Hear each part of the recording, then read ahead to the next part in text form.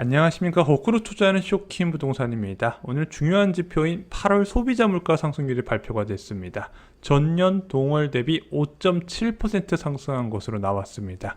시장 예상치보다 훨씬 낮은 물가 상승률을 기록했다는 거죠. 자, 이렇게 낮은 물가 상승률 앞으로 부동산 시장에 어떤 영향을 줄지 좀 쉽게 정리를 드리겠습니다. 영상 전에 구독으로 인생 바꾸시기 바랍니다.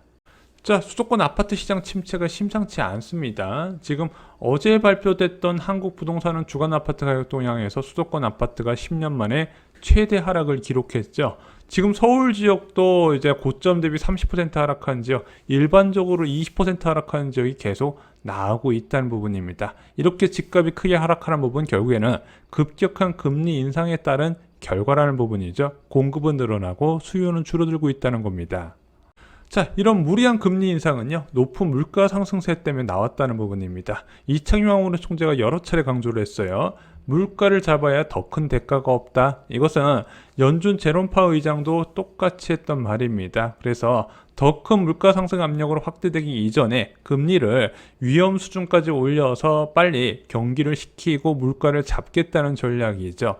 자, 그러면은 이 고물가 상황이 끝나기 전까지 자산시장 충격은 불가피하다는 거 이제 여러분들도 다 아실 겁니다. 그래서 물가 지표가 중요한 거예요. 자, 그럼 부동산 시장 참여자 입장에서는 이 물가 지표를 주의 깊게 봐야 되는 부분인데 5.7%가 나왔네. 전월 대비 0.6%포인트 낮은 거예요. 게다가 시장에서도 좀 물가가 낮아질 거는 알았는데 한 6.1% 낮아질 줄 알았거든요. 그거보다 훨씬 낮은 수준을 기록했다는 겁니다. 올해 들어서 첫 물가 하락세가 나타났다는 겁니다. 정부에서 좀 기대를 하는 것 같아요. 자, 물가 상승률 둔화의 가장 큰 원인은요, 석유류 제품이었어요. 자, 품목 성질별 등락률 및 기여도 보면은요, 공업 제품 중 석유류 부분이 전월 대비 마이너스 10% 그리고 전년 동월비 19.7% 상승한 것으로 나타났습니다. 자, 이게 19.7%면 많이 상승한 거 아닌가요? 7월 물가 통계에서는요, 무려 35.1% 상승이었는데 그 절반 수준 가까이 상승률이 둔화가 됐다는 거죠. 이것으로 전체적인 물가 상승 압력이 좀 완화되는 효과가 나타났다는 겁니다. 자, 이렇게 석유류 제품 가격이 하락한 근본적인 이유는요, 국제유가의 지속적인 하락세 때문입니다. WTI 기준으로 국제유가가 6월 9일 날 121불까지 올라갔거든요. 배럴당. 현재 88불 수준까지 떨어졌습니다. 지속적으로 낮아지다 보니까 물가 상승 압력도 둔화가 되는 거예요.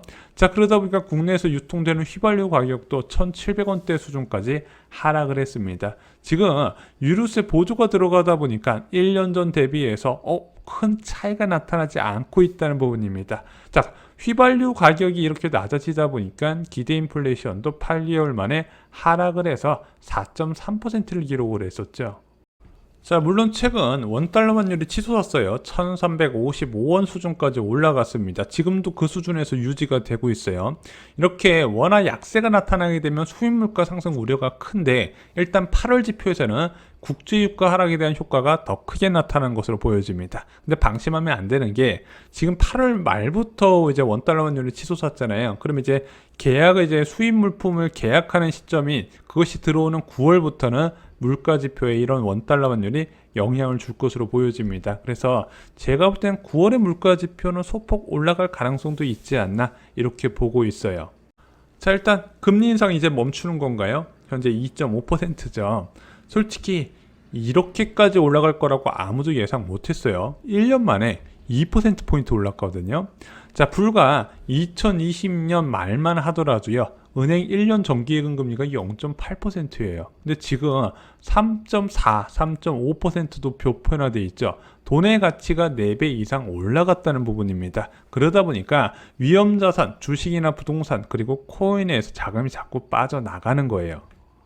그러면 이렇게 물가가 올라서 금리를 올렸기 때문에 물가 상승률이 확연하게 둔화하게 됐기 때문에 금리 인상 멈출 수 있는 것인가? 부동산 시장 참여자한테는 이게 가장 중요하거든요.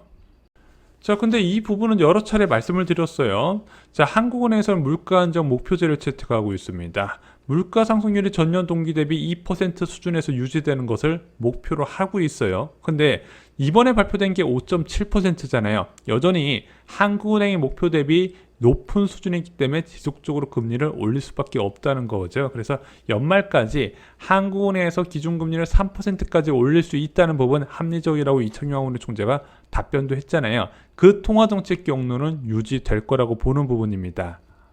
그리고 지금은요, 내년에도 물가 수준에 따라서 금리를 추가로 올릴 가능성까지 나와요. 적어도 1분기까지는.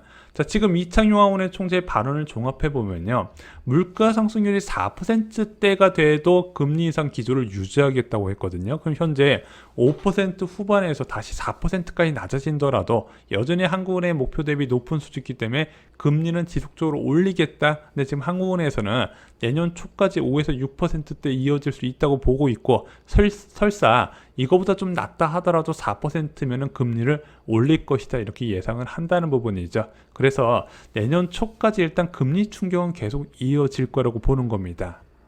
자, 그리고 나서 그 이후에 금리가 좀 낮아질까? 그게 또 어려운 게 국내 물가 요인 외에도 대한민국 통화 정책은요, 연준의 금리 정책에 영향을 받을 수밖에 없습니다. 이건 이창용 의원 총재가 여러 차례 얘기했어요. 정부로부터 중립적이지만 연준으로부터는 아니다. 한마디로 연준의 금리 정책의 같은 방향으로 갈 수밖에 없다는 건데, 지금 연준에서는 이제 4% 내외의 금리가 좀 장기간 이어질 거라는 전망이 힘을 받고 있어요. 그럼 대한민국도 한미 기준금리 역전은 뭐 그렇다 치더라도 그 역전할 수 있는 폭이 정해져 있거든요. 그 이상 벌어지는 건 바람직하지 않기 때문에 어떤 식으로든 연준의 금리 정책에 대한민국도 따라갈 수밖에 없다는 겁니다. 그래서 이번 물가지표 하나로 부동산 시장 호재로 분석하는 것은 좀 대단히 위험하다, 다시 한번 말씀을 드립니다.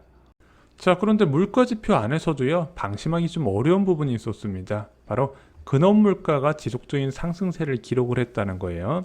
자, 식료품 및 에너지 제외 지수인 근원 물가가요, 전년 동월 대비해서 8월에 4%가 나왔어요.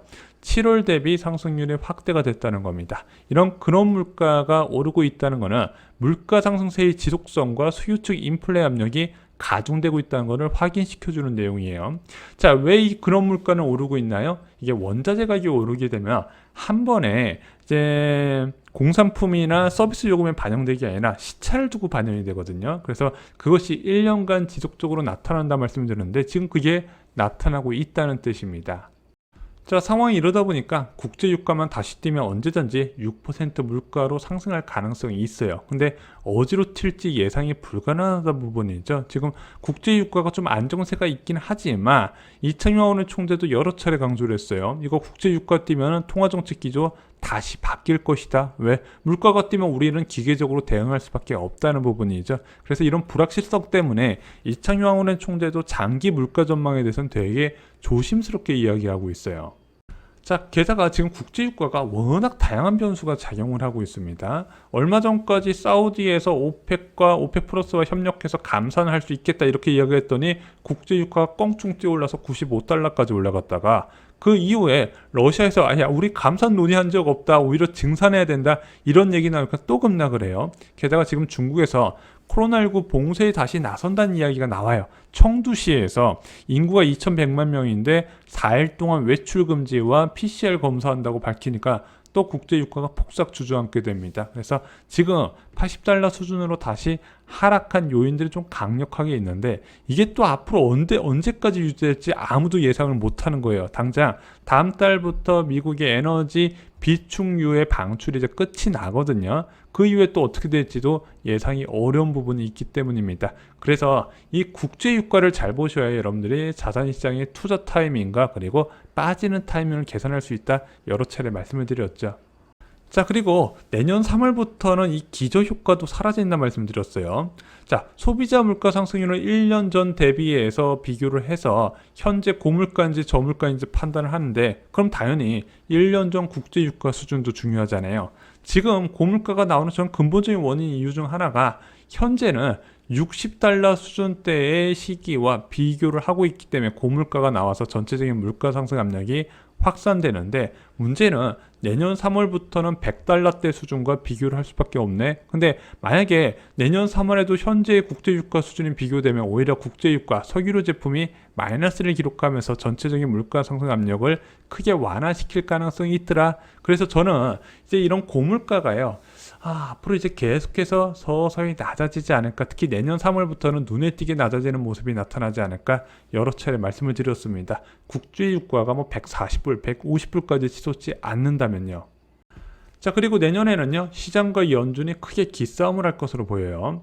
야, 봐봐, 시장에서 이렇게 계속 욕을 하겠죠. 물가도 떨어지고 있다, 침체도 오고 있다, 당장 금리 내려야 되는 거 아니냐. 반면에 이미 한번 금리 인상 타이밍을 놓쳤다는 비난을 받는 연준에서는, 야, 우리는 확실히 물가 상승률이 2% 이하로 떨어질 때까지 기다릴 것이다, 그러면서 내려라 안 된다, 내려라 안 된다, 이런 부분이 계속해서 논란이 될 것으로 보여집니다. 그런데 이번 부동산 하락세는요, 일단은 기준금리 변화가 나타날 것으로 예상되는 2023년 말이나 2024년 초까지는 좀 지속되지 않을까, 저는 개인적으로 이렇게 예상을 드리고, 그래서 2023년부터 2024년 초까지 나의 전세 계약이 만기되시는 세입자분들은 진짜 급락한 지역 중심으로 해서 내 집 마련 계획을 세우시라고 저희가 조심스럽게 말씀을 드렸습니다. 야, 나는 하락하는 아파트 무서워서 못 사겠다, 뭐 그럴 수 있죠. 이게 왜냐면은 인생을 걸고 사는 게 아파트잖아요. 근데 뚝뚝뚝뚝 떨어지는 아파트 어떻게 사겠습니까? 그런 분들께는 이제 청약을 좀 권해드려요. 집값이 많이 떨어졌을 걸 대비해서도 저렴한 분양가를 책정하는 단지들이 있거든요. 분양가 상한제 주택입니다. 내년에 많이 나와요. 지금 다 미뤄져 있잖아요. 그와 관련된 공급 정보와 당첨 꿀팁 저희가 쇼킹 부동산 톡 청약 갑부에 총정리해 두었습니다. 지금같이 집값 하락 기대감이 클 때 여러분들이 이런 좋은 분양에 당첨이 될 수 있는 겁니다. 이상으로 영상 마치겠습니다. 좋아요, 구독, 공유 꼭 부탁드립니다. 감사합니다.